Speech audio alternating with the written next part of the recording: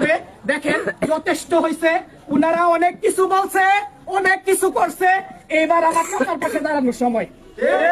আপনারা আমার সাথে ওয়াদা করেন, আপনারা আমার চাচার পাশে আছেন তো ইনশাল্লাহ? একজন লোক কি পিছপা হবে?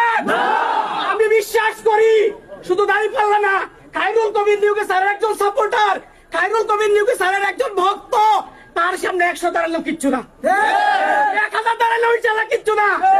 313 জন নিয়ে রাসূল সাল্লাল্লাহু আলাইহি ওয়াসাল্লাম যুদ্ধে বিজয় হয়েছিলেন, হন নাই? তখন কি মুনাফিক ছিল না? এখনো মুনাফিক আছে, এগুলারে খুঁজে বের করতে হবে। এবং আপনারা আজকের থেকে চিন্তা করেন, নিয়ার ফিউচার, ভবিষ্যতে যদি একটা কণ্ঠ উচ্চারিত হয়, গলা কাইটা ফেলা হবে। যদি আমার চাচার দিকে একটা আঙুল তোলা হয়, আঙুল কিন্তু বাইরে দেওয়া হবে।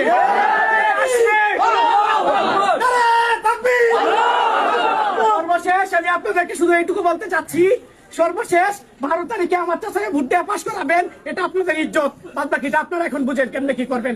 তাওয়াক্কাল তো আল্লাহ। আসসালামু আলাইকুম। ধন্যবাদ।